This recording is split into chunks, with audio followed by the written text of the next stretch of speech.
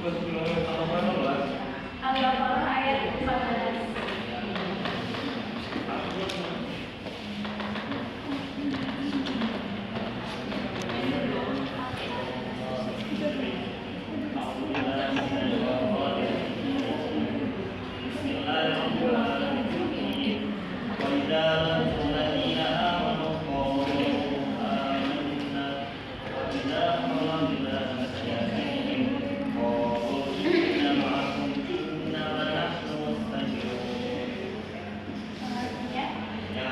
Apabila mereka berjumpa dengan orang yang beriman, mereka berkata, kami telah beriman.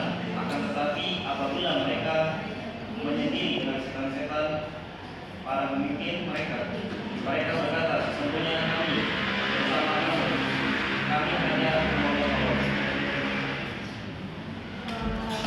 Terima kasih ya. Selanjutnya yaitu ada macam-macam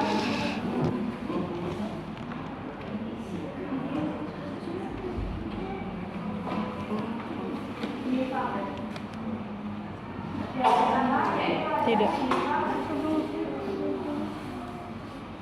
Iya. Enggak.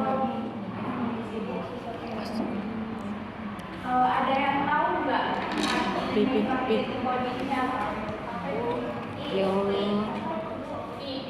Apa sih lo harus manggil dia? Soalnya gue kena. Jadi Jadi korban ngajak-ngajak. dia melakukan semua perbuatan Allah gitu. Dia mengakui bahwa dirinya beriman, tapi sebenarnya di dalam hatinya itu tidak ada keimanan sedikit pun. Kayak contoh, dia melakukan sholat, dia melakukan amal soleh, dia beramal ma'ruf nahi munkar, tapi di dalam hatinya itu tidak ada keimanan sedikit pun gitu. Jadi dia melakukan itu karena hanya untuk dilihat dari orang gitu. Artinya di dalam hatinya tidak ada keimanan sedikit pun.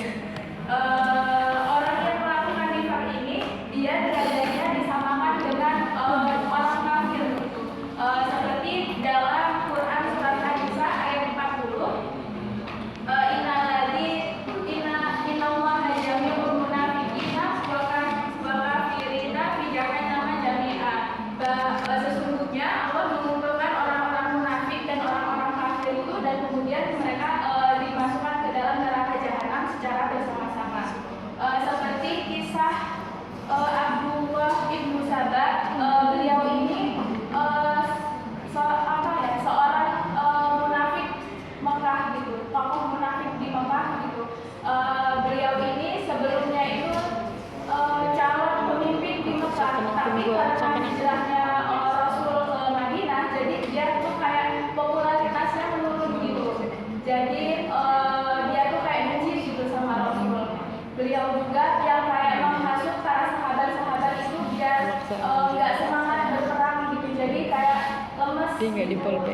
nggak semangat lagi berperang. Dan beliau juga ini yang menuduh istri Rasul Aisyah berselingkuh. Jadi waktu itu perang kan, perang apa ya? Saya lupa. Dan kemudian istri Rasulullah Aisyah ini tertinggal di belakang dan dia itu pulang karena ada sahabat Rasul namanya Sofwan. Karena Sofwan itu kayak yang ngikutin dari belakang, kemudian nemuin Aisyah ini ketinggalan rombongan gitu. Nah kemudian Aisyah pulanglah sama si Sofwan gitu. Nah kemudian dituduh selingkuh oleh Abdullah ibnu Sabah ini.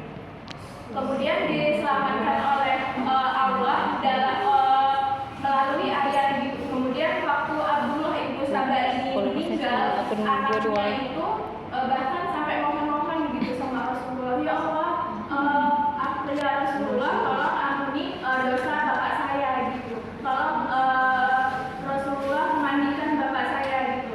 Terusan Rasulullah dengan kebaikan hatinya ya, Rasulullah itu mendoakan, terusan menyolatkan, ikut mengkuburi juga. Nah tapi keluar ayat dari Allah gitu. Kata Allah, kekafiran Abdullah ibnu Sabah ini udah ke taraf yang kayak tinggi dalam dirinya. Jadi maupun Rasulullah mendoakan beliau itu nggak Allah ampuni.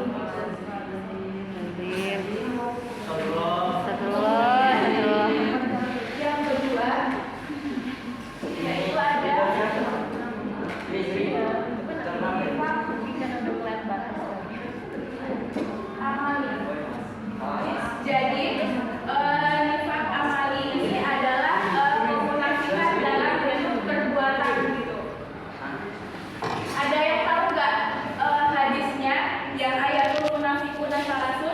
Tadi hafal nggak? Tadi apa? Tadi tolong bacain hadisnya. Silakan.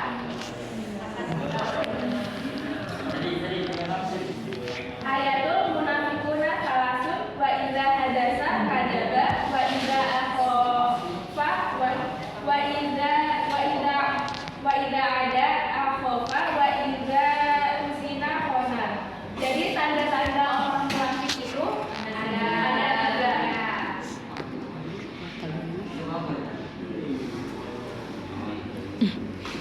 Kayak pisang aja.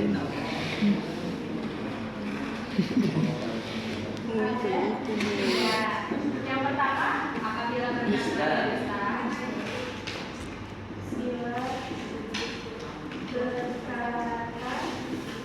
dia dusta.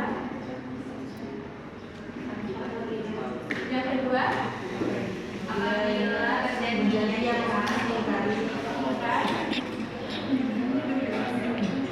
Coba yang ketiga, kata Mbak Salsa.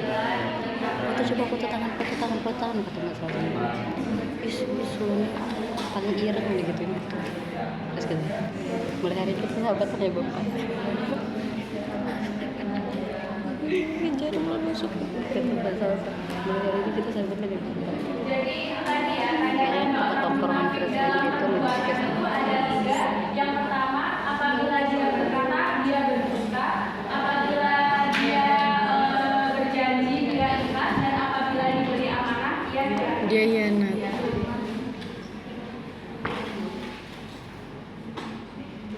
Kemudian yang ketiga ada bentuk Itu spontan loh kayak gitu tuh. dan contoh perbuatan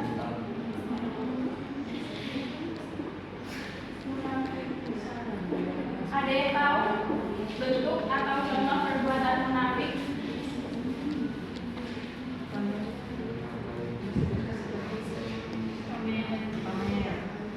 Pamer. Yang kedua, dia yang kedua sombong.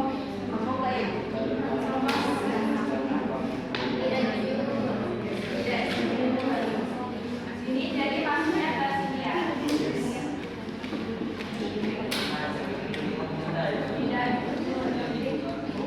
Kemudian juga melakukan sholat. Eyelash. Kalau kata mereka tetap eyelash walaupun tahu eyelash haram.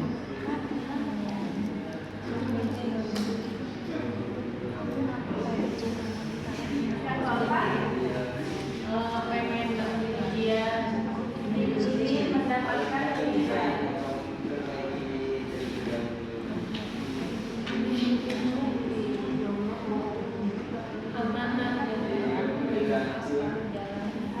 apa? Yang kelima, tidak mau beramal ma'ruf.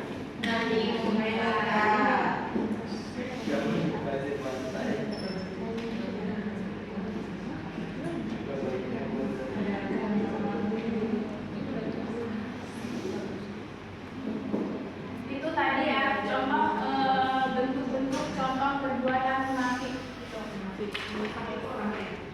Hah? Nifak itu munafik itu orangnya, nifak itu perbuatannya. Enggak balik. Nifak itu perbuatannya. Munafik itu orangnya.